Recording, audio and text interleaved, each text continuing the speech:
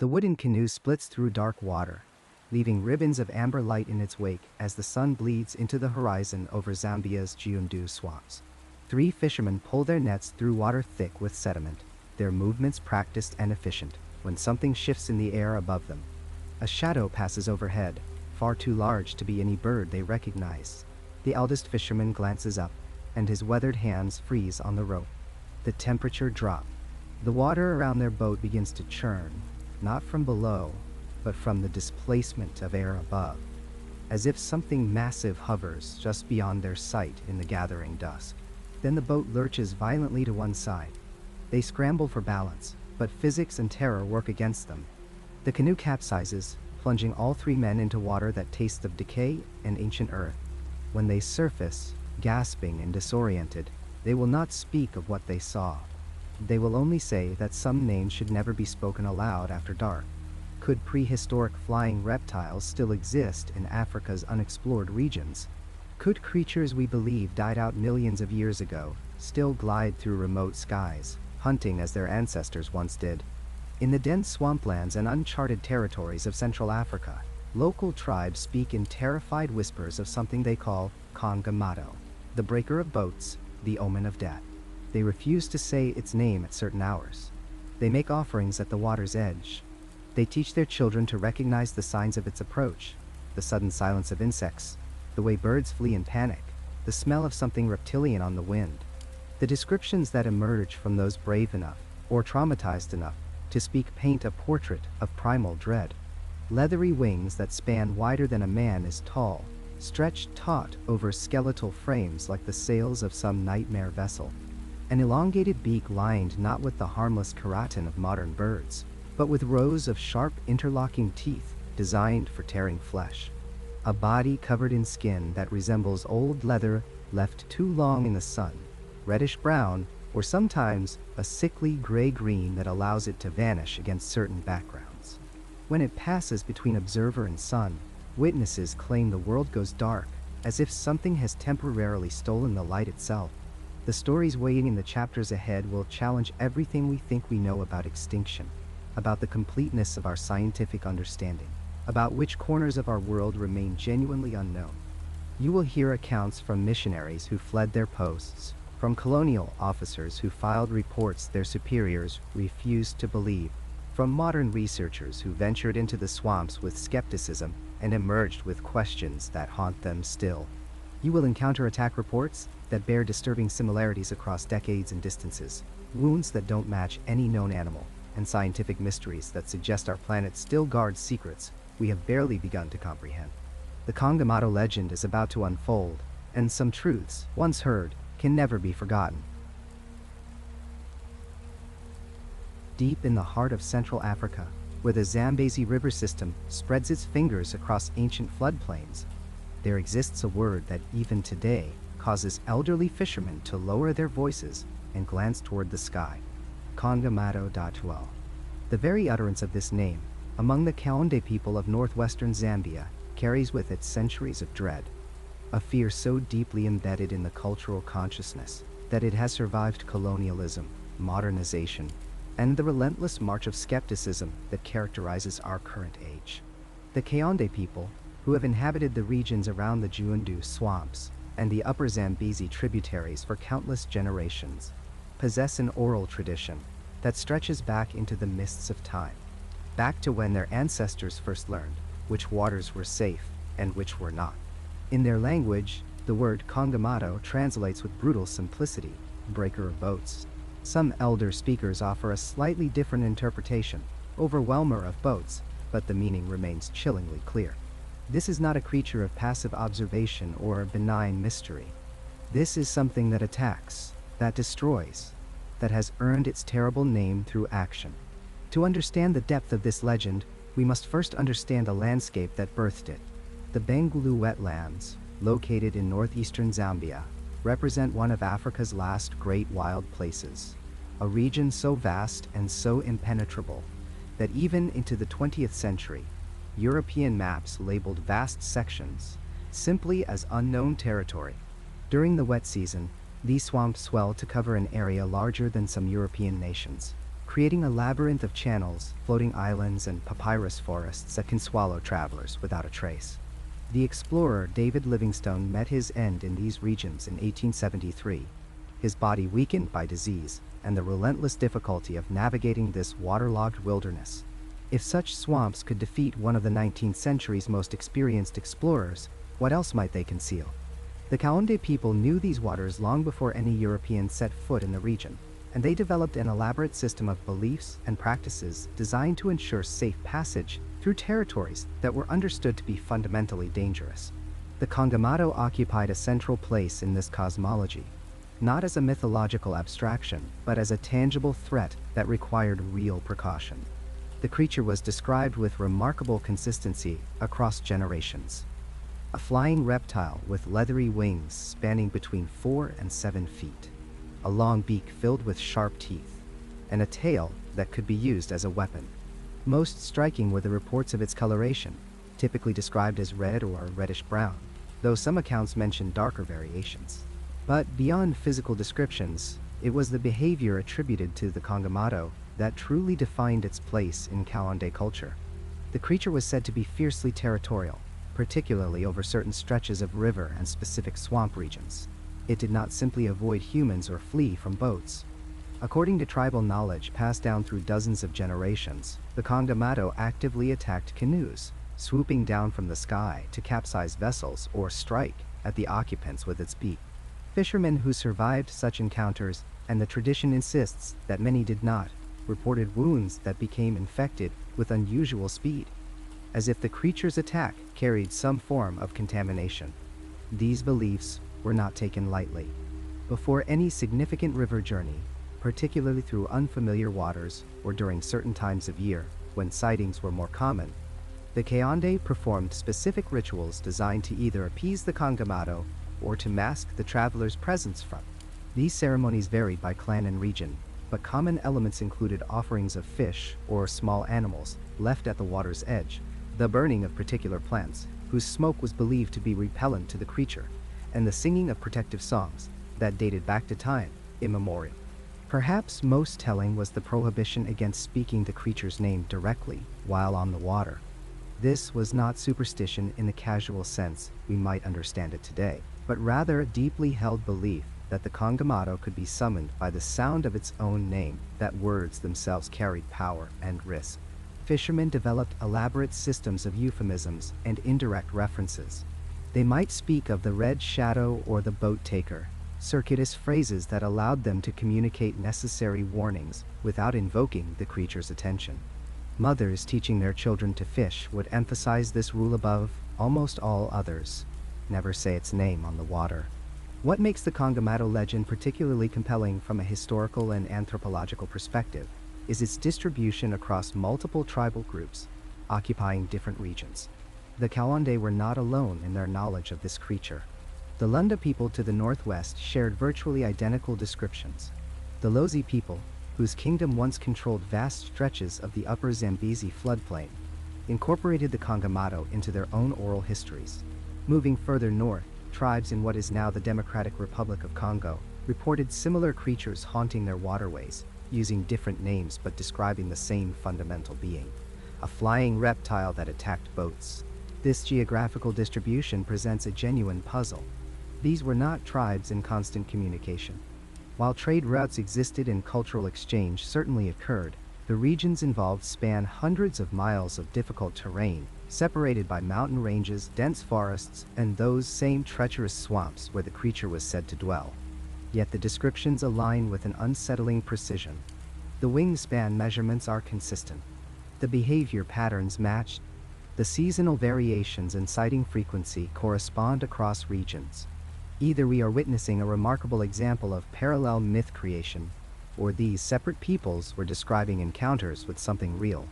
The colonial period brought European attention to these stories, though typically filtered through layers of condescension and misunderstanding.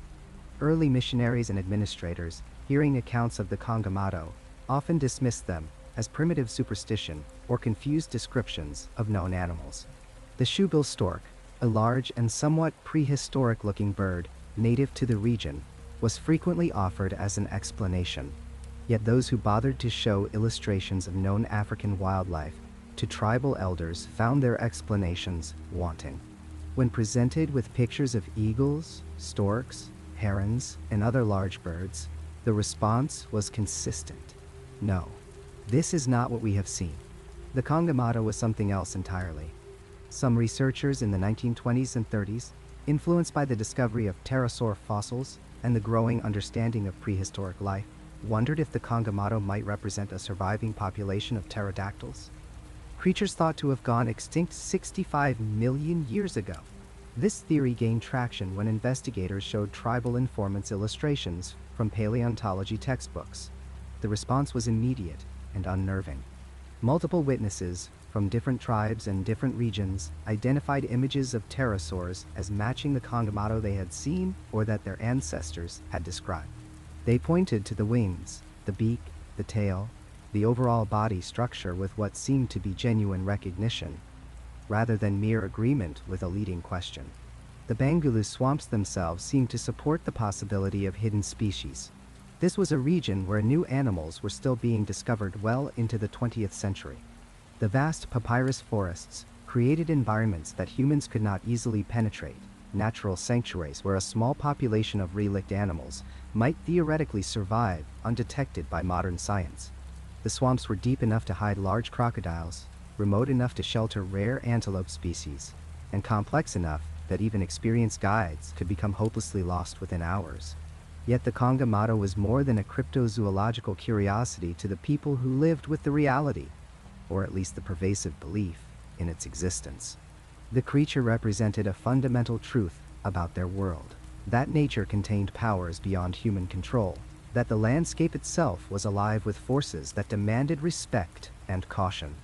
The rituals surrounding the Kongamato were part of a larger spiritual ecosystem, a way of maintaining balance between human needs and the dangerous vitality of the wild places. When a fishing expedition ended in tragedy, when a boat was found overturned and its occupants missing, the Kongamato provided an explanation that was both terrifying and oddly comforting. Terrifying because it confirmed the existence of a deadly predator, but comforting because it meant the deaths were not random, not senseless. The victims had perhaps failed to perform the proper rituals, or had spoken the forbidden name, or had simply ventured into territories that belonged to the creature. There was cause and effect, a logic to the horror, and therefore ways to potentially avoid the same fate. This is what the Kongamato legend reveals about human nature, our deep need to name the things that frighten us, to give shape and story to the dangers that lurk in unexplored places. Whether the Kongamato exists as a flesh and blood animal, or purely as a cultural construct, it serves the same essential function. It embodies the very real hazards of life in the African wetlands, the capsized boats and drowning deaths and infected wounds that were simply part of existence for people who made their living from these waters. By giving these dangers a name and a form, by creating rituals to ward against them, the Kaonde and their neighboring tribes transformed abstract dread into something that could be addressed, negotiated with, respected.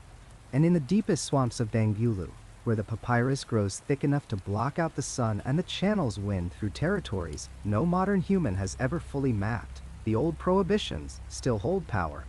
There are still fishermen who will not speak certain names on the water, still elders who remember the old songs of protection, still stretches of river that locals avoid without explanation. The Kongamato, whether real or imagined, continues to patrol the boundaries between the known and the unknown, a guardian of mysteries that perhaps we are not meant to solve.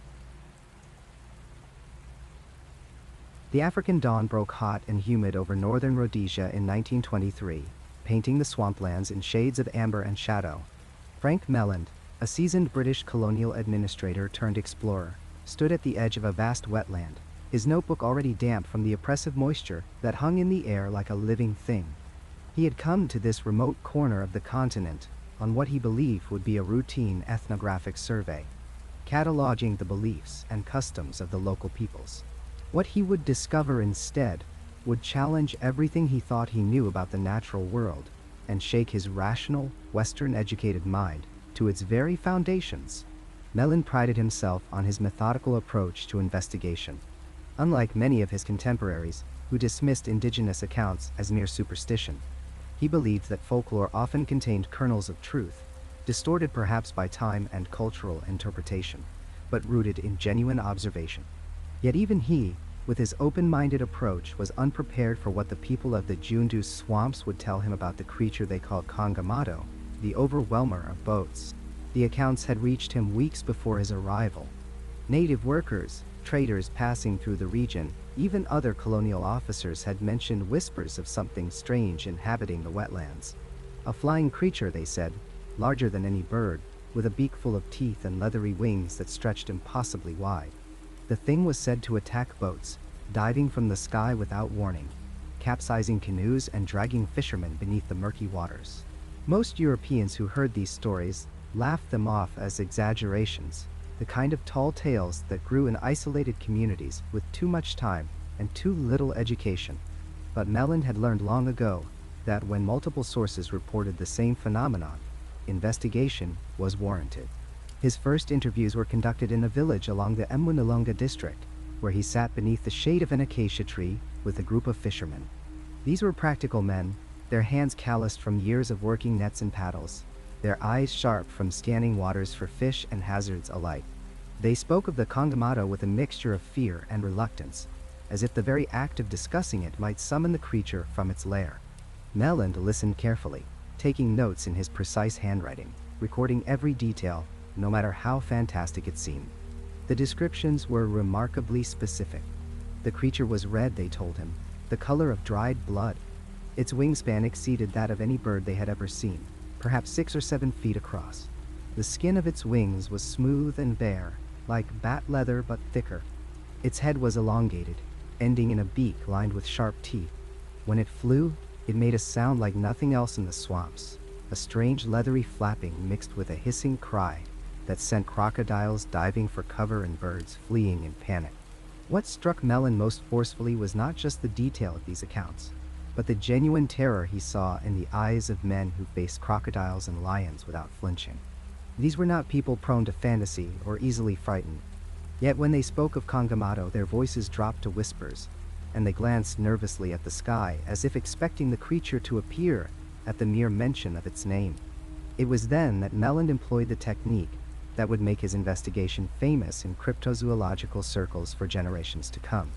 He had brought with him a collection of illustrated books on natural history, including one volume that contained detailed drawings of prehistoric creatures. His plan was simple but brilliant in its execution.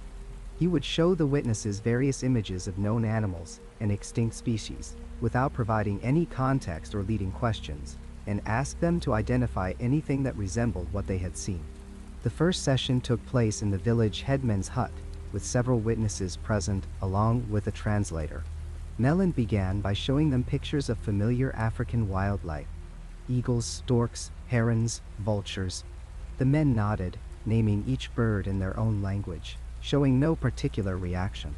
He moved on to less common creatures: bats of various species, flying foxes, even illustrations of large birds from other continents. Still nothing. The witnesses looked at each image with mild interest, but no recognition. Then Melland turned to a page depicting creatures from Earth's distant past. He showed them drawings of dinosaurs, massive land-dwelling reptiles that would have been completely outside their frame of reference. The men studied these with curiosity, but showed no sign of familiarity. He showed them illustrations of ancient marine reptiles, plesiosaurs and ichthyosaurs. Again, polite interest, but nothing more. And then he turned to the pterosaurs. The reaction was immediate and unmistakable. The moment Melland revealed the illustration of a pterodactyl, the assembled witnesses recoiled as if he had thrust a venomous snake into their midst.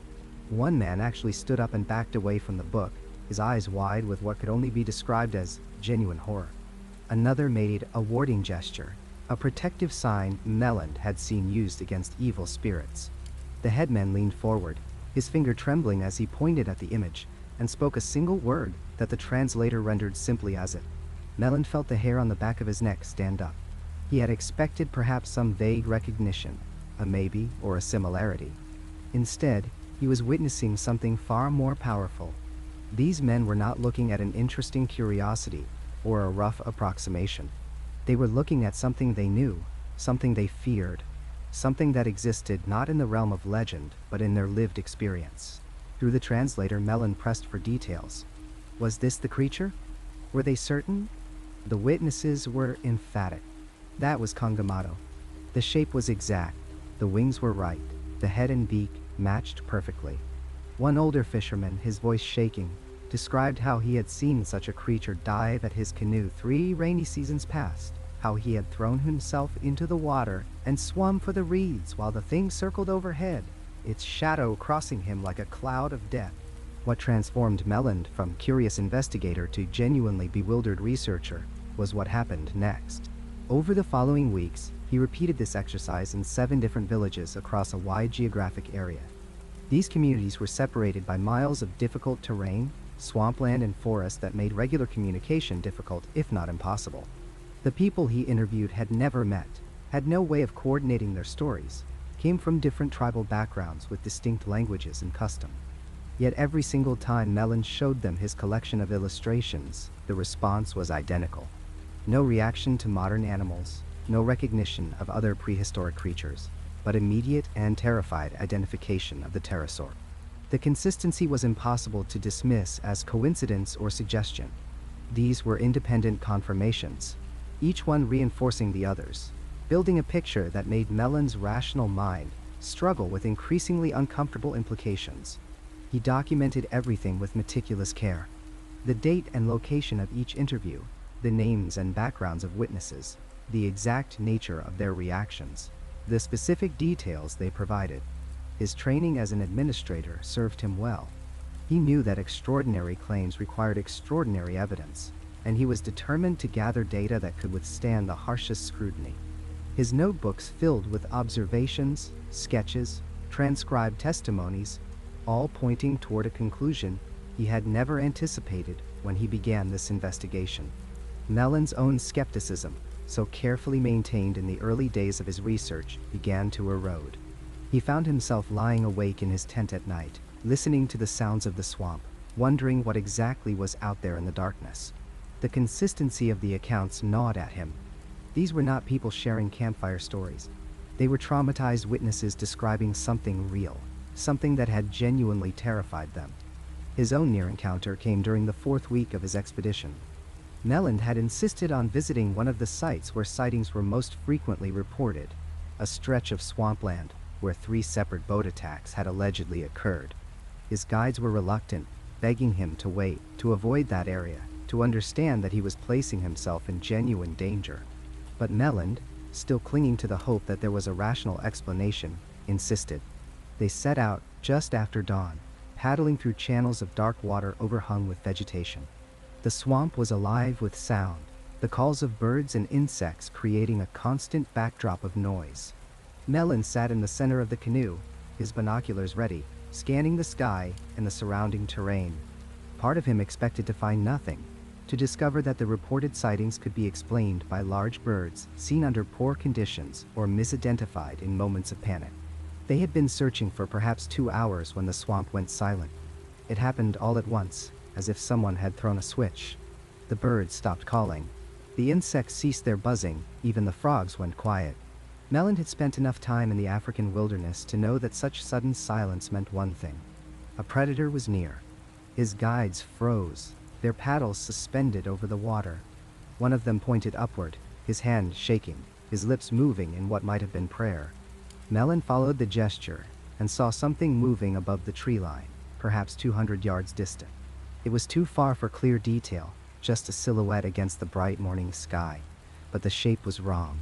The wings moved with a peculiar motion, not the regular flapping of a bird, but something slower, more deliberate, almost reptilian. He raised his binoculars with hands that had suddenly gone cold, despite the equatorial heat. For perhaps 5 seconds he had the thing in view. Large, far larger than any bird he knew from these regions. Wings that seemed too broad, a head that appeared elongated, a tail trailing behind. Then it banked, catching an updraft, and disappeared over the canopy before he could truly process what he was seeing. The guides needed no encouragement to turn back. They paddled with desperate speed, their earlier reluctance now transformed into urgent flight. Melland did not argue. His heart was pounding, his scientific detachment shattered by those few seconds of observation. He had not seen enough to make a definitive identification, but he had seen enough to understand why the witnesses spoke of Kongamato with such fear. Back in his camp that evening, Melland sat with his notebooks and tried to make sense of what was happening. Every instinct of his Western education told him that what he was investigating was impossible. Pterosaurs had been extinct for millions of years.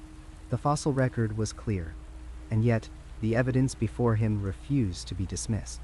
The consistent testimonies, the precise identifications, his own glimpsing of something unexplained, all of it pointed toward a conclusion that seemed to defy natural law. His final report, published later that year, was a masterpiece of careful scientific writing laced with barely concealed amazement. Melland laid out his methodology, presented his findings without embellishment, and allowed the data to speak for itself. He concluded that something genuinely unknown inhabited the remote swamps of northern Rhodesia, something that bore a remarkable resemblance to creatures thought extinct for eons. He stopped short of claiming to have proven the existence of living pterosaurs, his scientific caution still intact, but his implication was clear. The report created controversy immediately. Some dismissed it as the delusions of a man who had spent too long in the tropical heat. Others accused him of sensationalism, of exploiting native superstitions for personal fame. But those who knew Melland, who understood his reputation for careful, methodical work, could not so easily dismiss his findings. Here was a man who had approached the investigation with skepticism, who had employed rigorous methods, and who had been genuinely bewildered by what he discovered. In the years that followed, Melland would speak rarely of his Kongamato investigation, as if uncertain how to reconcile what he had documented with what his education told him was possible.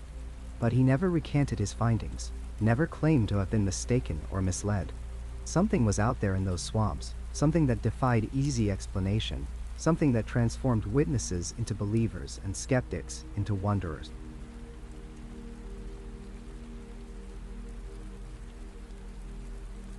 The northern Rhodesian heat hung thick and oppressive over the swamplands near Fort Rosebery in the spring of 1956, when a routine reconnaissance patrol would transform into something that defied every rational explanation military medical staff could muster.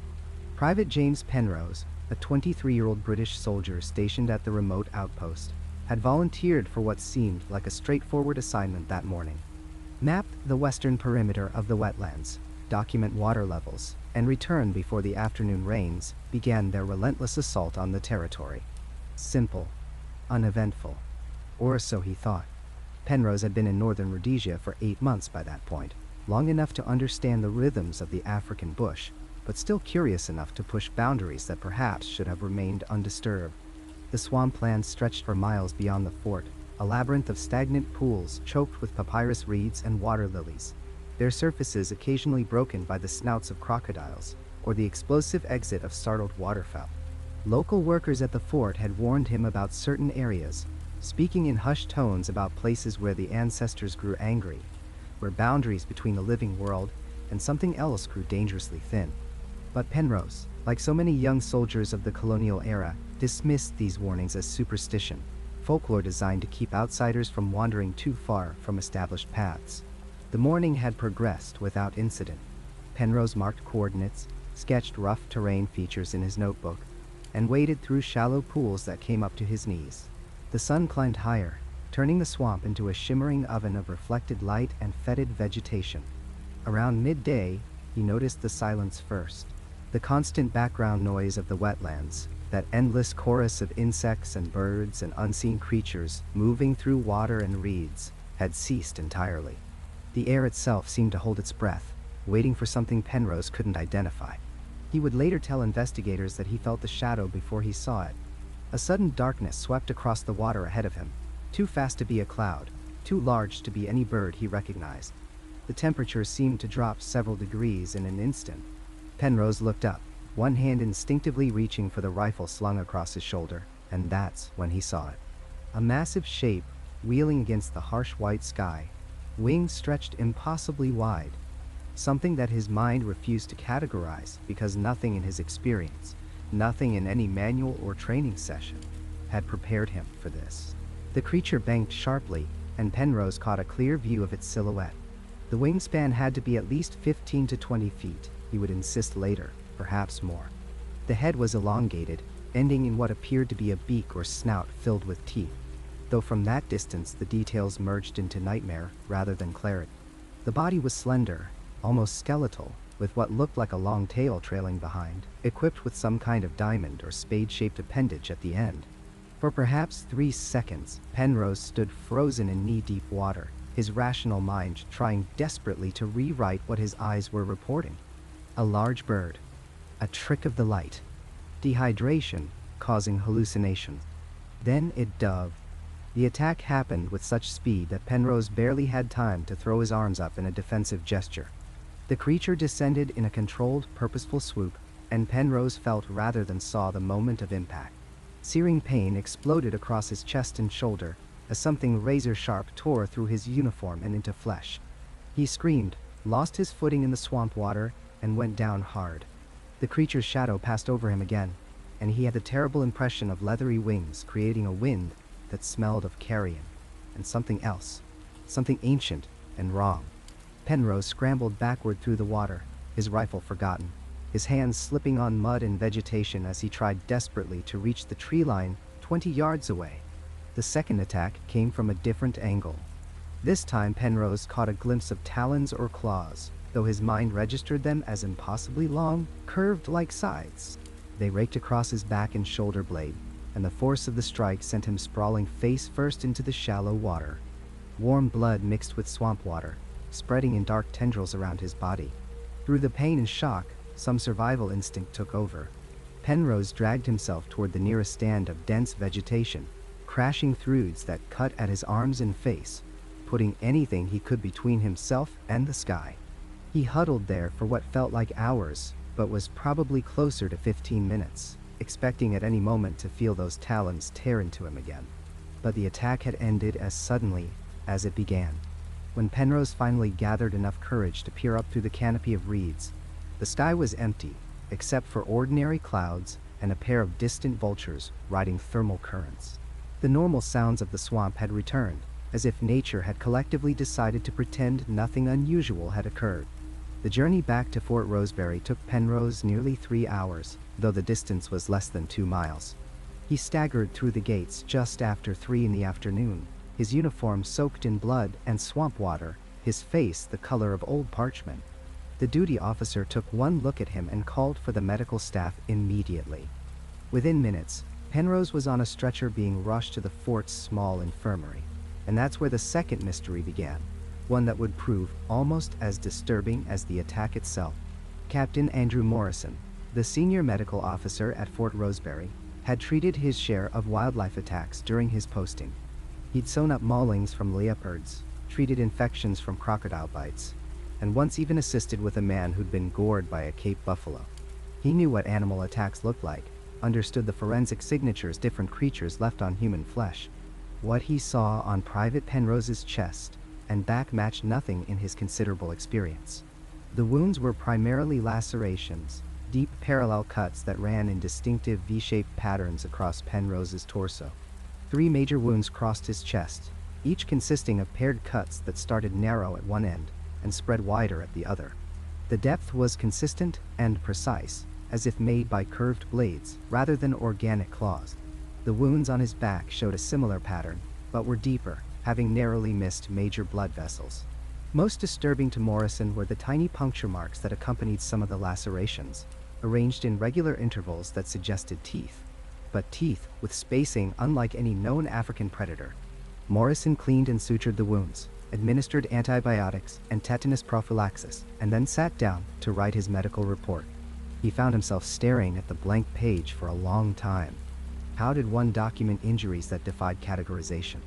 In the end, he wrote that the wounds were consistent with an attack by an unknown large predatory animal, possibly avian in nature, and flagged the case for review by zoological experts in Salisbury. Penrose was sedated and placed under observation, his vital signs monitored carefully for signs of infection or shock. For 2 days, Penrose drifted in and out of fevered consciousness, speaking of shadows and wings and eyes that watched from a sky that had betrayed him. On the third day, his fever broke, and he asked for pencil and paper. What he produced over the following week would add another layer of strangeness to an already inexplicable incident. Penrose began sketching the creature from memory, working in intense bursts of concentration broken by long periods where he simply stared at the drawings, his expression troubled. The sketches showed a creature that Captain Morrison initially assumed was the product of trauma and fever dreams. But Penrose added detail after detail with remarkable consistency. The elongated skull with the toothed beak, the enormous membranous wings attached to elongated finger bones, the slender body and long tail with its distinctive diamond-shaped rudder. When a visiting administrator from Lusaka saw the sketches, he made a casual observation that would send the entire case in an entirely new and unsettling direction. The creature looked remarkably like illustrations he'd seen in his son's book about prehistoric animals. Specifically, it resembled something called a Rhamphorhynchus, a pterosaur that had supposedly gone extinct roughly 150 million years ago. Morrison obtained a copy of a natural history text containing illustrations of Mesozoic flying reptiles. The resemblance between Penrose's sketches and the scientific reconstructions of Rhamphorhynchus was undeniable. The same general proportions, the same wing structure, the same elongated tail with terminal vein. Penrose had no formal education in paleontology, had never expressed any particular interest in prehistoric life. Yet from a hospital bed in remote northern Rhodesia, he had drawn something that closely matched creatures known only from fossilized remains in European rock formations. The military response to the incident was predictably bureaucratic. A team was dispatched to the swamp area Penrose had indicated, though they found nothing unusual beyond what one officer described as an atmosphere of oppressive unease that seemed to hang over the location. No physical evidence of any large creature was discovered. The investigation was quietly shelved, Penrose's medical files sealed, and the entire matter designated as an attack by an unknown large bird, possibly a previously undocumented species. But the story didn't end with official reports and sealed files. The local population around Fort Rosebery had their own interpretation of events. The guides who had previously worked with Penrose refused to return to the swamp area he had been exploring. When pressed for explanations, they spoke of boundaries that should not be crossed, of places where the old spirits kept watch over things that had never truly died. One elder, speaking through a translator, told Morrison that the swamp held creatures from the time before time, beings that slept in deep places and emerged only when disturbed or angered. The British soldier had gone where he should not have gone, had seen what should remain unseen. Penrose recovered physically, though the scars on his chest and back remained vivid, those peculiar V-shaped patterns that no doctor could adequately explain. He was transferred back to England 3 months after the attack, officially for medical reasons, though rumors suggested the command structure simply wanted him far away from Fort Rosebery and the questions his presence raised. He gave one formal statement to investigators before leaving Africa, maintaining every detail of his account despite obvious skepticism from his interrogators. The final mystery in this chain of impossibilities came from the hospital records themselves. Captain Morrison, in his meticulous documentation, had photographed some of Penrose's wounds during treatment. Years later, when wildlife experts finally reviewed these images, they noted something Morrison had mentioned, but not emphasized. The spacing and curve of those small puncture marks accompanying the lacerations matched no known modern animal, but they did show certain similarities to fossilized jaw impressions of Rhamphorhynchus specimens, particularly in the regular spacing and slight inward curve. What swooped down on Private James Penrose in that northern Rhodesian swamp during the spring of 1956 remains officially unexplained. The rational mind rejects the impossible, yet the evidence refuses to conform to comfortable explanations. A young soldier carried scars to his grave that told a story his world was not prepared to believe, while somewhere in the vast wetlands of what is now Zambia, local people still avoid certain areas, still speak in whispers of creatures that should not exist, and still remember the day when boundaries between past and present, between extinct and living, became dangerously, violently thin. The dense morning mist hung low over the Bangweulu swamps in 1988, when Roy McCall first stepped from the dugout canoe into water that reached his knees. Behind him, 3 colleagues from the expedition team carefully unloaded equipment wrapped in waterproof tarps, their movements slow and deliberate in the uncertain footing. McCall, a biochemist from the University of Chicago with decades of cryptozoological fieldwork behind him, had tracked mysterious creatures through the Congo Basin and investigated lake monsters in remote Scottish highlands. But nothing in his experience had quite prepared him for the sheer hostility of these Zambian wetlands. The Bangulu swamps stretch across thousands of square miles of northern Zambia, a vast labyrinth of waterways, papyrus beds, and floating islands that shift position with the seasons. Local fishermen navigate this wilderness using knowledge passed down through generations, reading subtle signs in the water's flow and the bend of reeds that outsiders cannot perceive. For Western scientists arriving with their instruments and documentation equipment, the terrain presents challenges that modern technology cannot overcome. Helicopters have nowhere to land in the endless expanse of marsh and shallow water. GPS signals, still primitive in the late 1980s, faltered amid the magnetic anomalies that seemed to plague the region. Even basic navigation became an exercise in educated guesswork and reliance on local guides whose compensation barely covered the risk they undertook. McCall had come to these swamps following rumors that had circulated among Zambian villagers for generations. They spoke of the Kongamato, a creature whose name roughly translates to overwhelmer of boats. The descriptions varied in details, but maintained disturbing consistency in their core elements. Witnesses described a flying creature of enormous size, leathery rather than feathered, with a wingspan that could cast a shadow over entire fishing boats. Some accounts spoke of a beak filled with sharp teeth, others of a long tail that trailed behind as the creature flew. Western scientists who had heard these stories typically dismissed them as cultural mythology, perhaps distorted memories of large-known birds, like the shoebill stork. But McCall had learned through years of field research that persistent local legends often contained kernels of observable truth, even if the interpretations stretched beyond current scientific understanding. The expedition team established a base camp on one of the few patches of solid ground they could locate, a small rise barely 3 feet above the water level. At night, the sounds of the swamp created a symphony of unknown origins. Frogs bellowed in deep bass notes. Insects produced clicking rhythms that seemed almost mechanical. And occasionally, cutting through these familiar sounds, came something else entirely. The team's audio equipment, set up in a rough perimeter around the camp, captured these anomalous sounds on multiple occasions during that first expedition. The recordings, which McCall would later play for colleagues at academic conferences, defied easy classification. The sounds came in bursts, lasting anywhere from 5 to 20 seconds. They began with a high-pitched shriek, almost like metal scraping against metal, then dropped in frequency to a guttural screeching that seemed to carry across miles of open wetland. Audio analysis, back in university laboratories, showed frequency patterns that matched no cataloged bird species in the region. The sounds occurred most frequently during twilight hours, in those liminal moments when day surrendered to night and visibility dropped to mere shadows and suggestions. On the 4th day of that first expedition, the team discovered their first piece of physical evidence. Joseph, one of their Zambian guides, called out from 50 yards away, where he had been examining a mudflat exposed by receding waters. McCall and his colleague James slogged through knee-deep muck to reach him. There, preserved in fine silt, were footprints unlike anything in their collective experience.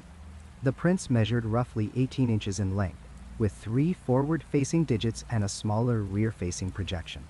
The depth of the impressions suggested considerable weight, far more than any known wetland bird would produce. Most puzzling were the spacing and pattern. Whatever had made these tracks had been moving in a peculiar gait, with gaps of nearly 6 feet between prints, as though the creature had been hopping or making running leaps. McCall carefully photographed the prints from multiple angles, then created plaster casts using supplies they had brought for precisely this purpose. Back at camp that evening, he compared the casts to reference materials he had carried in waterproof folders. The prints resembled theropod tracks from the fossil record more than any living bird. The rear-facing digit was positioned wrong for any known heron or stork. The size alone eliminated most possibilities. Shoebills, the largest birds native to the region, produced tracks barely half this size. The expedition returned to Bangulu in 1991, this time with enhanced equipment and a larger team. They expanded their search area to include the Kaonde swamps to the northeast, another vast wetland system connected to Bangulu through seasonal waterways. The Giundu swamps proved even more challenging to navigate. Here, the water deepened in unexpected channels, and thick stands of papyrus created walls that blocked sight lines beyond a few feet. The team spent days cutting paths through the vegetation, their progress measured in hundreds of yards rather than miles. It was in the Giundu swamps that they discovered the nesting sites. A local guide led them to a series of limestone cliffs that rose abruptly from the marshland, weathered formations that provided the only significant elevation for miles around. High on these cliff faces, perhaps 30 to 40 feet above the waterline, were large nest-like structures built into natural crevices and shallow caves. The nests appeared constructed from branches and reeds, woven together with remarkable complexity. Some measured 6 feet across, far larger than any eagle's nest in the region. Accessing these nests required technical climbing equipment. 2 team members with rock climbing experience made the ascent while others documented from below. Inside the most accessible nest, they found several unusual feathers. These samples became perhaps the most controversial evidence from all the expeditions. The feathers measured between 8 and 12 inches in length, dark brown to black in coloration, with a texture described as leathery rather than the soft barbules typical of bird feathers. Under microscopic examination later, the samples showed a structure that fell somewhere between modern bird feathers and the simpler proto-feathers found in some dinosaur fossils. One researcher suggested they might be degraded pterosaur-like structures, though she declined to make that statement in any official publication. The expeditions between 1993 and 2001 followed similar patterns. Teams would spend weeks in the swamps, enduring conditions that tested human endurance. Temperatures during the day climbed into the high 90s, while nights brought swarms of mosquitoes that antibiotics and repellent could only partially discourage. Several team members contracted malaria despite prophylactic medications. Equipment failures were constant. Cameras fogged in the humidity. Audio recorders corroded. Batteries drained faster than expected in the damp heat. Yet the researchers persisted, driven by the steady accumulation of suggestive evidence. During the 1995 expedition, team member Robert Stanton had an encounter that would haunt him for years afterward. He had separated from the main group to investigate unusual scratching sounds coming from a dense thicket of umbrella thorns near the camp perimeter. The sun was setting, painting the sky in shades of orange and purple that reflected off the standing water. Visibility was poor but not yet dark. As Stanton pushed through the last screen of vegetation into a small clearing, he saw a massive silhouette rising from the far side of the open space. The creature, whatever it was, launched itself upward with powerful leg thrusts that Stanton heard as distinct thumps against the soft ground. As it rose, wings unfurled, dark against the fading light. Stanton would later estimate the wingspan at somewhere between 12 and 15 feet, though he acknowledged that shock and poor lighting made precise judgment impossible. The creature's body appeared roughly cylindrical, perhaps 4 to 5 feet in length, with a head that seemed disproportionately large.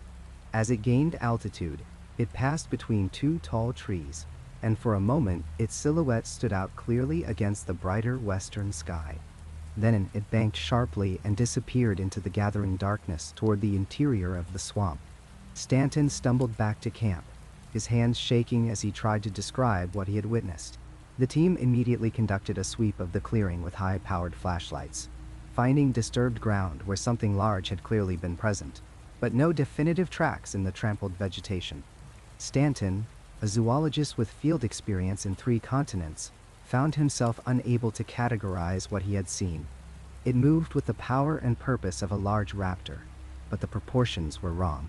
The head too large, the body too heavy, the wings too broad.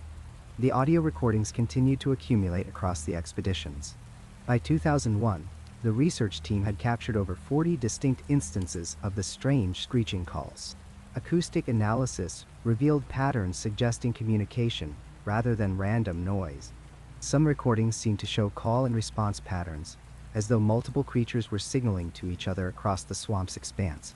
The frequency ranges extended both above and below what humans could readily hear, requiring specialized equipment to fully capture. Macaul compiled all the evidence into detailed reports that he shared with zoological societies and cryptozoological organizations. The response from mainstream science remained skeptical, as he had expected.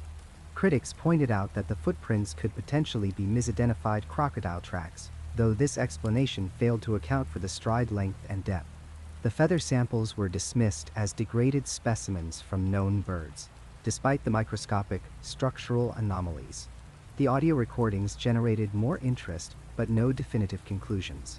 Some researchers suggested they might be unknown variants of large bats, or previously undocumented owl species. The expeditions faced increasing logistical challenges as the years progressed. Political instability in the region made permits difficult to obtain. Funding sources dried up as academic institutions distanced themselves from cryptozoological research. Local guides became harder to recruit as word spread of the dangerous and uncomfortable conditions. The final major expedition in 2001 returned with more audio recordings and photographic documentation of additional anomalous tracks, but no breakthrough evidence that could compel mainstream scientific acceptance. Roy Macaul passed away in 2009, never having conclusively proven the existence of the creature he had pursued through those hostile swamps. But the evidence he compiled remains, filed in university archives and cryptozoological databases. The recordings still defy definitive classification. The feather samples still show their peculiar structural anomalies under microscopic examination. And in the Bangolu and Giundu swamps, the local fishermen still report sightings of the Kongamato, still speak in hushed tones of the overwhelmer of boats that glides through twilight skies over waters that Western science has barely begun to explore. The morning of March 14, 2017 began like any other charter flight over Central Africa. 8 people boarded a small twin-engine Cessna at Dola International Airport in northern Zambia, scheduled for a routine 2-hour flight to Kinshasa. The pilot, David Kawesi, a veteran with over 15,000 flight hours across the African continent, conducted his standard pre-flight checks while his passengers settled into their seats. Among them were mining consultants, a wildlife photographer, 2 relief workers, and 3 business executives. None of them could have imagined that within 90 minutes, their understanding of the natural world would be permanently shattered. The flight departed at 7:45 in the morning, climbing steadily into clear skies over the Copperbelt province. Visibility was exceptional, with barely a cloud to interrupt the vast expanse of wilderness below. Kawesi set his altitude at 4,500 feet, a standard cruising height for this route that would take them across the border region between Zambia and the Democratic Republic of Congo. The passengers relaxed into their seats, some reading, others gazing out at the endless green canopy beneath them. Sarah Henderson, a wildlife photographer from Cape Town, was seated in the 3rd row on the right side of the aircraft. She had her camera equipment stowed in the overhead compartment, not expecting to need it during the flight. Her assignment was to document rare bird species in the Congo Basin, and she had made this journey 3 times before without incident. She remembers feeling drowsy in the warm cabin, half listening to the drone of the engines, when everything changed. At approximately 9:20 in the morning, they were crossing over the marshy lowlands near the Congo-Zambia border. Kawesi later identified their position as directly above the Giundu swamp system, though at the time, this geographical detail seemed inconsequential. The first person to see it was Michael Okonkwo, a Nigerian mining consultant seated at the front left window. His shout broke the monotonous hum of the flight. According to the testimonies collected immediately after landing, Okonkwo's voice cut through the cabin with a single word delivered in absolute terror. "God!" he screamed, pressed against his window. Within seconds, every passenger on the left side of the aircraft had their faces against the glass. Then someone on the right side shouted, and the entire cabin erupted into chaos. What they saw defied every conventional explanation. Approximately 200 meters off the port side of the aircraft, at nearly the same altitude, something was flying. Not a bird, not a plane, not a helicopter. Every single witness, when interviewed separately, used remarkably consistent language to describe it. A creature, massive in scale, with leathery wings that stretched wider than the Cessna's own wingspan of 36 feet. The wings were dark, described by different witnesses as either deep brown or charcoal gray, with a texture that several compared to tanned hide or old leather. The wings did not flap rapidly like a bird's, but moved in slow, powerful strokes that somehow kept the massive form aloft. Henderson, the photographer, scrambled for her camera bag. Her hands were shaking so violently that she fumbled with the zipper twice before getting it open. By the time she pulled out her camera body and attached a telephoto lens, precious seconds had elapsed. Around her, other passengers had their phones out, pressing them against the windows, trying to capture what they were seeing. But the creature was moving, and the aircraft was moving, and the angle kept changing. The most disturbing detail, the element that appears in every single witness statement, was the tail. Long serpentine, extending at least 10 to 12 feet behind the body, ending in what multiple witnesses described as a diamond-shaped or spade-like appendage. The tail moved independently, undulating in a manner that Henderson later said reminded her of how a crocodile's tail moves underwater, except this was happening in midair at 4,500 feet. Kawazi, in the cockpit, initially thought his passengers had spotted another aircraft. When he banked slightly to get a visual, he saw it too. His first instinct, honed by thousands of hours of flight training, was to assess whether this unidentified object posed a collision risk. But his second reaction, the one he admits freely in interviews, was pure primal fear. In his own words, "I have flown over every part of this continent for 23 years. I have seen everything our skies have to offer. What I saw that morning was not supposed to exist." The creature seemed to notice the aircraft. Several witnesses reported that it turned its head toward them. The head was described as elongated, with a pronounced snout or beak-like projection.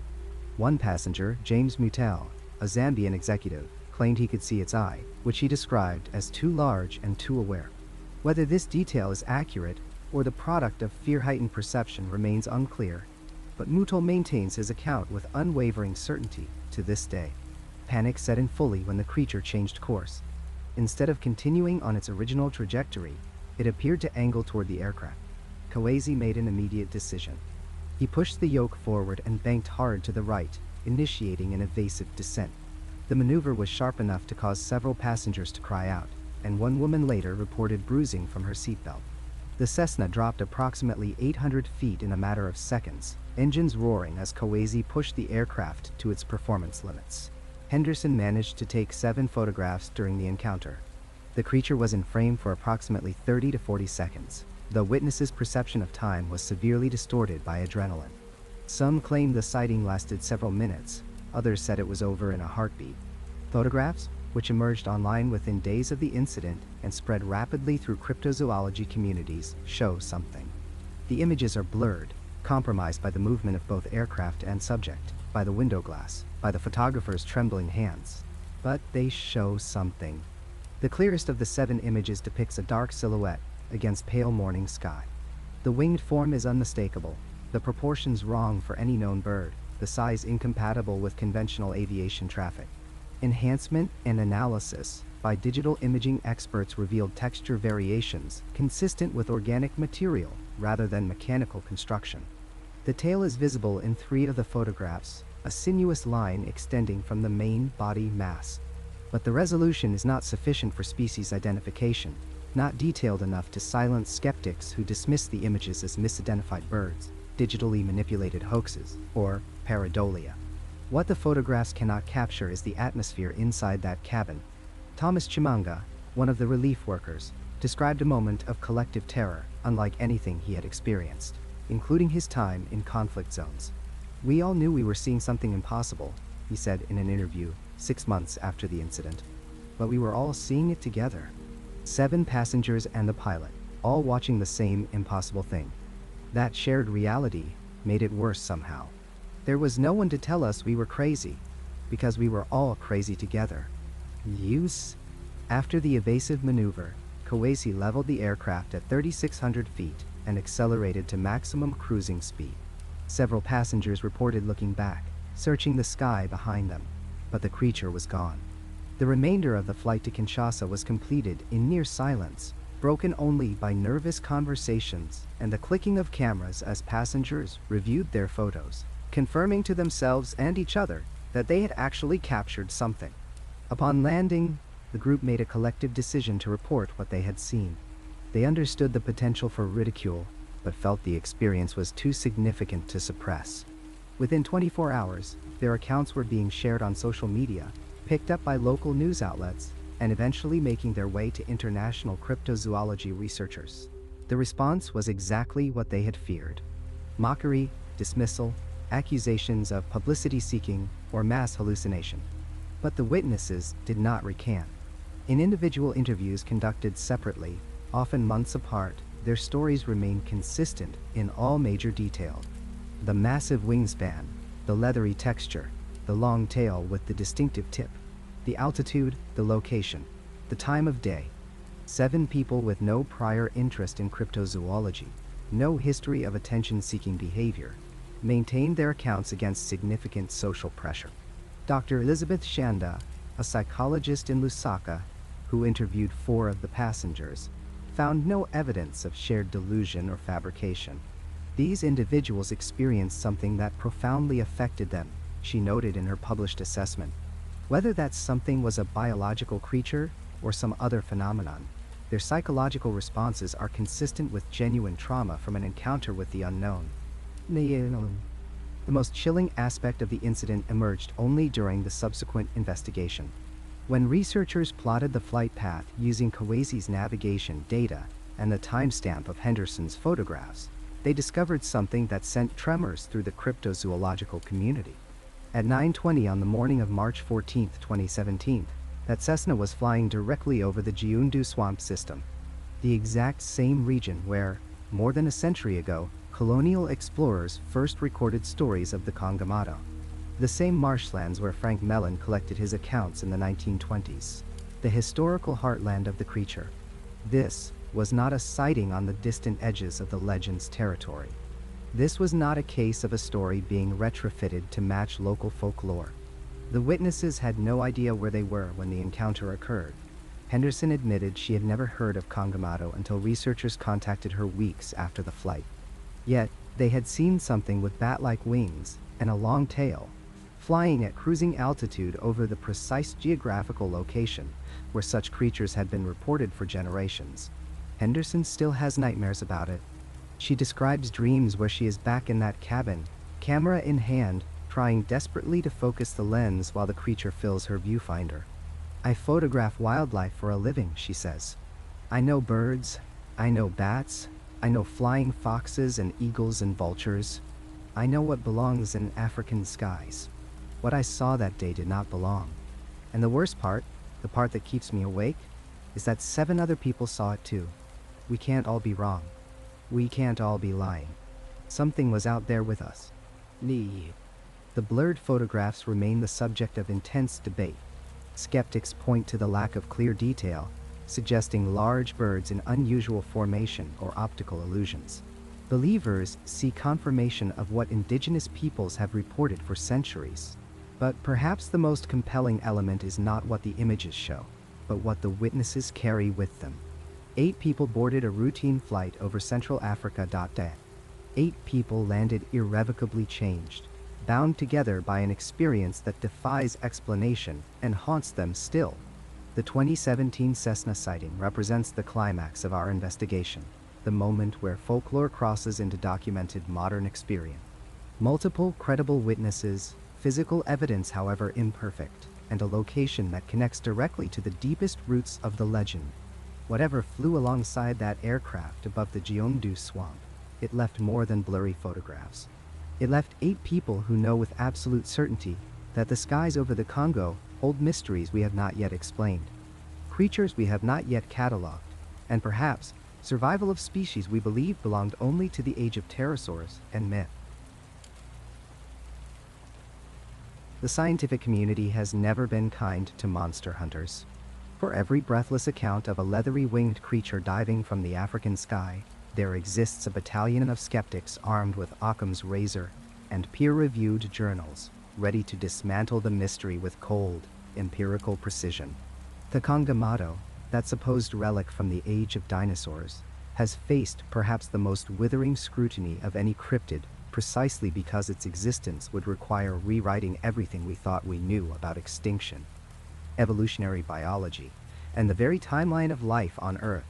The most common and perhaps most devastating explanation offered by skeptics centers on simple misidentification. Africa is home to several extraordinarily large birds that, when glimpsed under poor conditions or by startled witnesses, could easily be mistaken for something far more prehistoric. The shoebill stork stands nearly 5 feet tall, with a wingspan approaching 8 feet. This prehistoric-looking bird, which already resembles something that wandered out of the Mesozoic era, possesses a massive shoe-shaped bill and a tendency to stand motionless for hours before erupting into sudden, aggressive movement. When hunting, the shoebill can be remarkably fierce, capable of taking down sizable prey, including baby crocodiles and lungfish.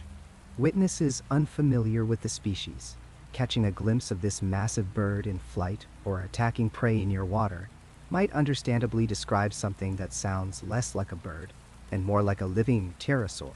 Ornithologists point out that the shoebill's hunting grounds overlap significantly with reported Kongamato sightings. The wetlands of Bangulu, the swamps along the Congo River, the marshes of Zambia, all of these regions support healthy shoebill populations. The bird's habit of nesting in remote, waterlogged areas means encounters are rare, which could explain why descriptions remain vague and often contradictory. A local fisherman who has never seen a shoebill before, spotting one for the first time as it rises from the reeds with that enormous wingspan and strange silhouette, might very well report a monster. Then, there is the hammerkop, another African bird that skeptics frequently cite. Though smaller than the shoebill, the hammerkop builds enormous nests, sometimes weighing hundreds of pounds, in trees near water. In local folklore across much of Africa, the hammerkop is associated with death, lightning, and bad omens. The bird itself has an unusual appearance, with a backward-pointing crest that creates a hammer-shaped profile. Some researchers suggest that centuries of cultural association between the hammerkop and supernatural forces might have gradually transformed the bird in local mythology from a simple ill omen into something far more monstrous. What begins as a genuine bird sighting becomes embellished through retelling until the hammerkop has grown leathery wings, a beak full of teeth, and murderous intent. This brings us to one of the most troubling aspects of the Kongamato phenomenon. From a scientific perspective, the role of cultural reinforcement and collective belief. Anthropologists have documented how cryptid legends can become self-perpetuating across generations.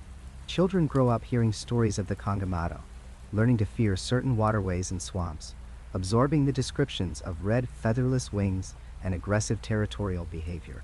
When these children become adults and experience something unusual, a large bird seen at twilight, strange sounds across the water, an unexpected splash near their canoe, their minds reach for the framework they have been given since childhood.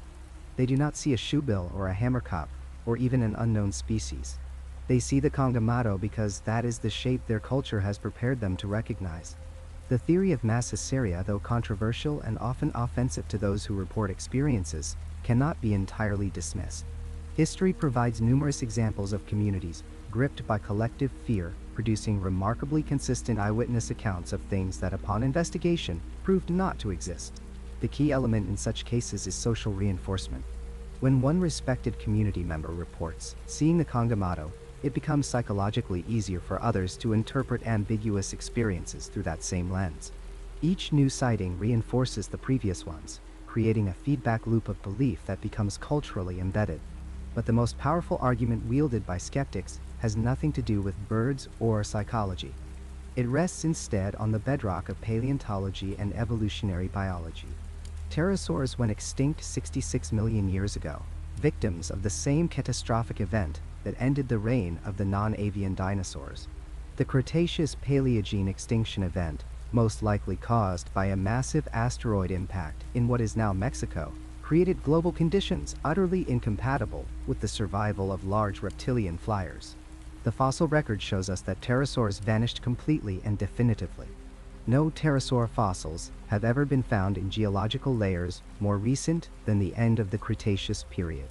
For a breeding population of pterosaurs to have survived into the modern era would require not just one or two individuals somehow escaping extinction, but entire populations persisting through 66 million years of dramatic climate change, continental drift, and ecological upheaval, while leaving absolutely no trace in the fossil record. Zoologists point out that this is not merely unlikely, it is functionally impossible. The ecological requirements make survival even more implausible. Pterosaurs were highly specialized creatures adapted to specific environmental conditions. The largest species required particular air densities and wind patterns to achieve flight. They needed vast quantities of specific prey species.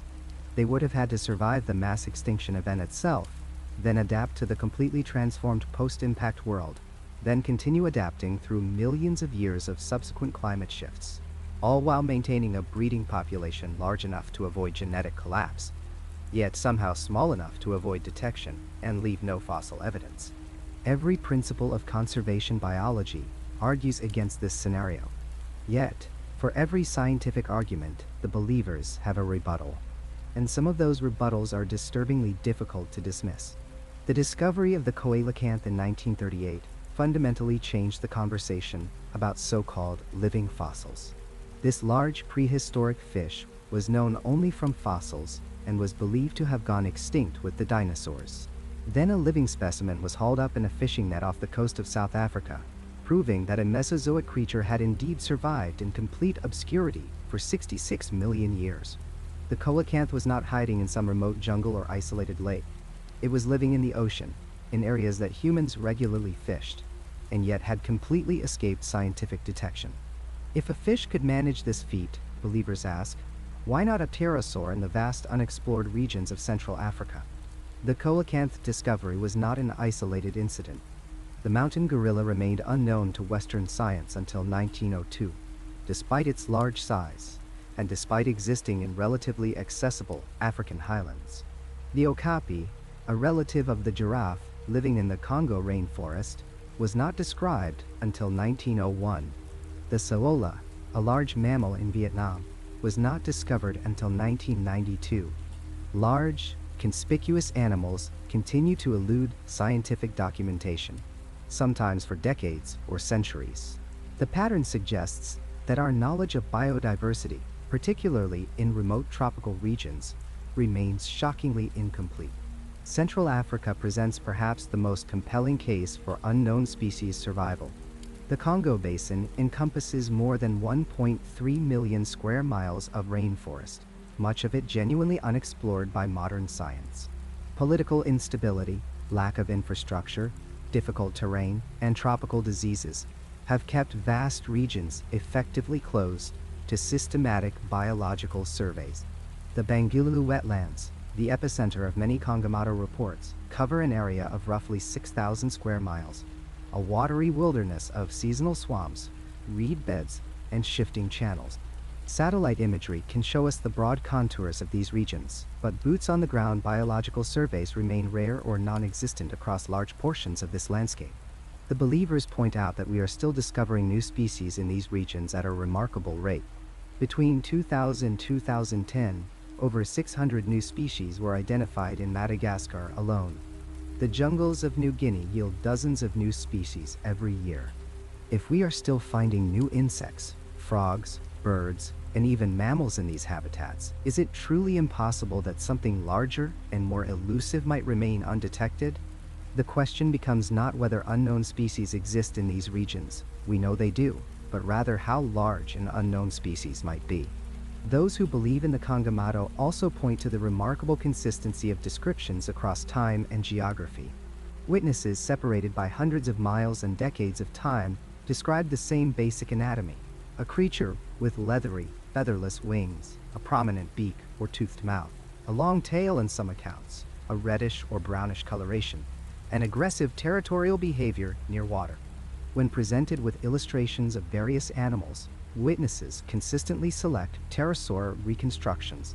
This consistency, believers argue, suggests something more than mere cultural transmission of folklore. They contend it indicates a real biological entity with consistent physical characteristics. The argument gains additional weight when we consider similar cryptids reported from other remote regions. In Papua New Guinea, the ropin has been described in terms nearly identical to the Kongamato. a large flying creature with leathery wings, no feathers, a long tail, and nocturnal habits. Witnesses in Papua New Guinea, who have no cultural connection to Central African folklore, independently describe what sounds remarkably like a pterosaur. In Indonesia, similar creatures feature in local accounts. In parts of South America, indigenous groups described flying reptiles that match the basic pterosaur body plan. Believers ask, is it more reasonable to assume that widely separated cultures independently invented the same fictional creature, or that these reports might reflect encounters with rare, surviving populations of ancient species? Some researchers have attempted to bridge the gap between outright dismissal and uncritical acceptance. They propose that while classical pterosaurs almost certainly did not survive, perhaps some other large, previously unknown species might account for the sightings. A massive bat species, for instance, or a previously undescribed large bird with unusual characteristics might generate reports that witnesses interpret through the pterosaur framework. This middle ground position acknowledges both the biological implausibility of actual pterosaur survival and the sincerity and consistency of witness reports. The debate often comes down to a fundamental question about burden of proof. Scientists reasonably demand extraordinary evidence for extraordinary claims. Blurry photographs, second-hand accounts, and cultural traditions do not constitute sufficient proof for rewriting 66 million years of established paleontology. But believers counter that absence of proof is not proof of absence, particularly in regions that remain genuinely unexplored. And that brings us to perhaps the most unsettling aspect of the entire Kongamato mystery. The Bangulu wetlands, ground zero for countless sightings over more than a century, remain among the least explored ecosystems on Earth. No comprehensive biological survey has ever been conducted across the entire region. Vast sections have never been systematically mapped at ground level. The seasonal nature of the swamps means that large areas are accessible only during brief windows each year, and even then, only with significant difficulty and expense. Wars, poverty, and lack of scientific infrastructure have kept the region effectively isolated from the kind of intensive study that might definitively answer the question of what, if anything, inhabits those remote waters. Modern satellite technology can show us the landscape from above, but it cannot tell us what moves through the reed beds at dawn, or what nests in the limestone caves along the Zambezi tributaries. Drones might survey the terrain, but they cannot interview local fishermen or investigate reports with the nuance required. The truth is that we simply do not know what exists in these places. We have educated guesses, theoretical models, and assumptions based on what we have found elsewhere. But genuine knowledge remains elusive. The scientific method demands skepticism, and skepticism toward the Kongamato is entirely justified. But that same scientific method also demands intellectual humility, and acknowledgement of the limits of current knowledge. Somewhere in those unexplored swamps, beneath the canopy of unmapped forests, the question remains open, waiting for an answer that may never come. The mist rises from the swamp as the sun begins its descent below the horizon, painting the African wetlands in shades of amber and deep purple. This is the hour when the boundary between the known world and something older, something unexplained, seems to grow thinner. We have journeyed through decades of sightings, explored the testimonies of missionaries and cryptozoologists, examined the folklore of the Lingala people and dozens of other communities scattered across the Congo Basin. And yet, as we stand here now at the edge of these primordial waters, we must confront an uncomfortable truth. No definitive proof has emerged from these swamps. No bones have been laid upon museum tables. No living specimen has been captured and cataloged by science. But equally true, and perhaps more unsettling, is that no definitive disproof has surfaced either. The absence of evidence, as any investigator will tell you, is not the same as evidence of absence. The Congo Basin alone encompasses more than 1.3 million square miles of some of the most impenetrable terrain on Earth. Satellite imagery can peer down from space, but it cannot penetrate the triple canopy of rainforest, cannot see beneath the murky surfaces of countless unnamed rivers and swamps. When researchers have attempted systematic surveys of these regions, they have found species previously unknown to science with remarkable frequency. In the year 2007 alone, over 120 new species were identified in the Congo. In 2012, a population of more than 100,000 lowland gorillas was discovered in a region that scientists had assumed was too remote to support such numbers. These were not small creatures hiding in the shadows. These were 400-pound primates that had somehow evaded detection. So when we ask whether something large and reptilian could survive in these same swamps, are we really asking an impossible question? The pattern of sightings presents its own mystery. Reports of the creature the Lingala call Mokulembembe do not scatter randomly across the African continent. They cluster with striking consistency in specific regions: the Likawala swamp region, the Bangulu wetlands of Zambia, Lake Tele and its surrounding waterways, the Dilalo region, where Zambia, Angola, and the Democratic Republic of Congo converge. These are not areas of high population density, where one might expect folklore to spread and multiply through constant retelling. Many of these locations are separated by hundreds of miles of difficult terrain, inhabited by communities with distinct languages and cultural traditions.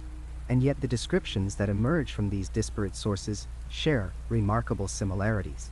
Witnesses describe a creature with a long neck, a small head, and a body the size of an elephant or larger. They speak of smooth skin, reddish-brown or gray in coloration. They describe a tail of considerable length. They tell of herbivorous behavior, of the creature feeding on riverside vegetation, particularly a plant called malombo. Many accounts mention three-clawed toes. Some describe a frill or crest along the back or neck. Strip away the local names, the cultural interpretations, and what remains is a description that any paleontologist would recognize immediately. It matches with unsettling precision the general morphology of a sauropod dinosaur. The skeptic will argue that this proves nothing except the persistence of a widespread legend, perhaps spread by early European explorers who showed illustrations from natural history books to curious locals. But this explanation crumbles under closer examination. Many of the earliest reports predated any significant European contact. The Lingala people had names for this creature, detailed taboos surrounding it, specific rituals for appeasing it, long before the first missionaries arrived with their picture books. When early explorers like Carl Hagenbeck sent expeditions into these regions in the early 1900s, they were not introducing a new concept. They were chasing stories that had already existed for generations, perhaps centuries. Moreover, when shown illustrations of various animals, both living and extinct, local witnesses have demonstrated a clear ability to distinguish between species they recognize and those they do not. They can identify elephants, hippos, crocodiles, and various antelope species with perfect accuracy. They can describe the differences between forest elephants and savanna elephants. And when shown drawings of dinosaurs, they do not point randomly. They consistently select sauropods as matching their descriptions of Mokulembembe, and they reject theropods, ornithischians, and other dinosaur types as unfamiliar. Could isolated populations of large reptiles have survived in Africa's vast unexplored wetlands? The question seems fantastical until we consider the broader pattern of survival and rediscovery that characterizes natural history. The coelacanth, a fish thought to have gone extinct with the dinosaurs 65 million years ago, was pulled from the ocean depths in 1938, alive and thriving. The mountain gorilla was unknown to science until 1902.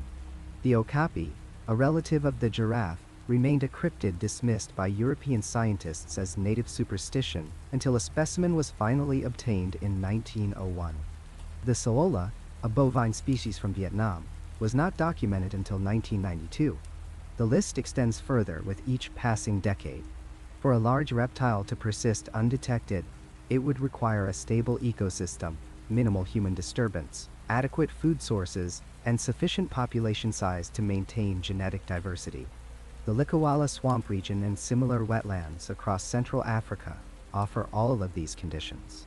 These are ecosystems that have remained relatively unchanged for millions of years. Vast stretches of water and vegetation, where human presence is minimal and scientific survey is virtually non-existent.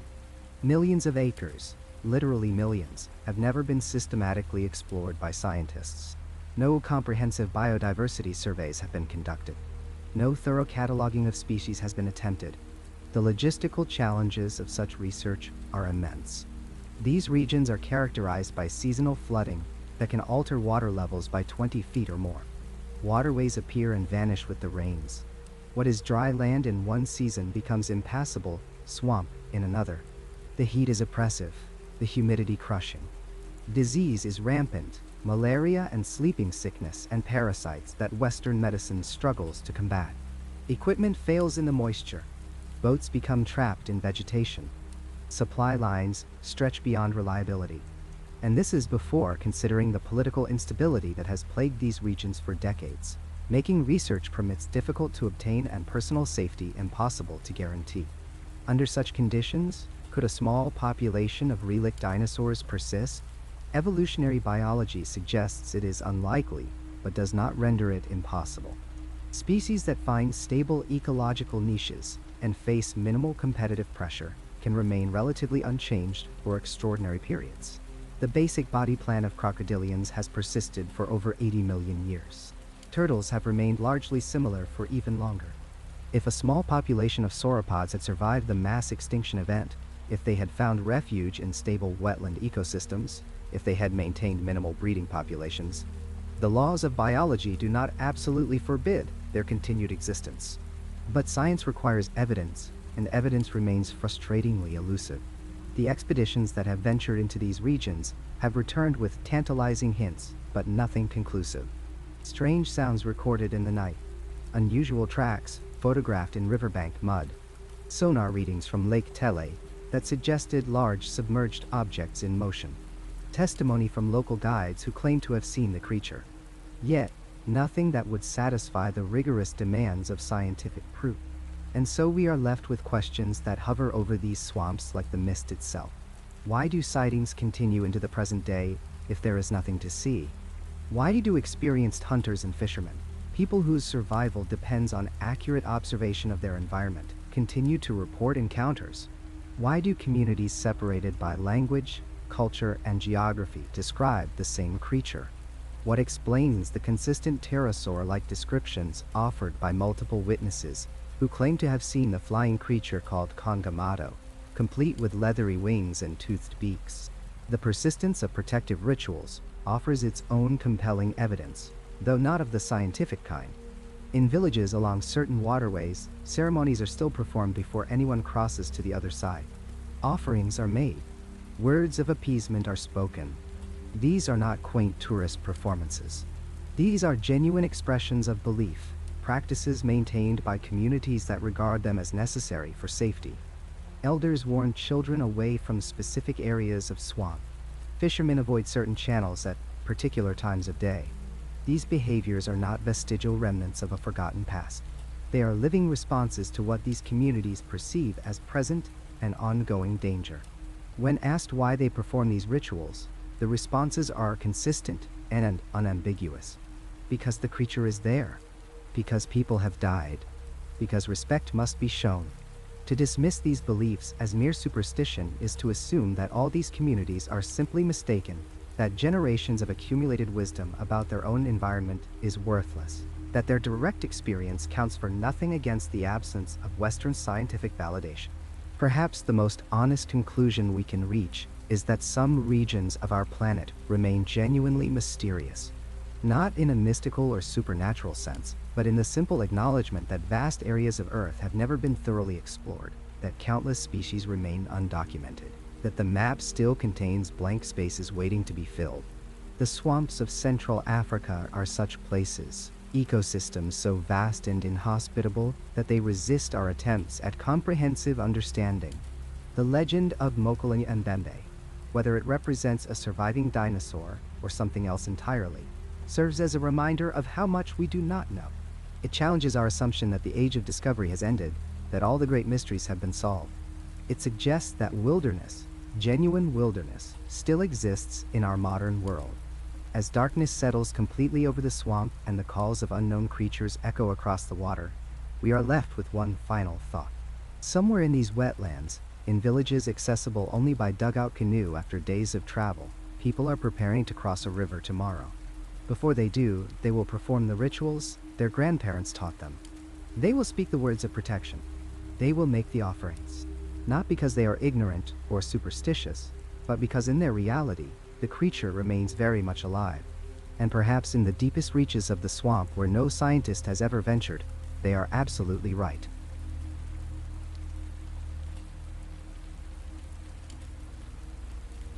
That's where this journey ends for tonight. If you made it all the way here, subscribe and hit the bell for more long-form stories like this. Check out the videos on screen for more right now. Drop your own experiences in the comments below. Thanks for listening, and I'll see you in the next one.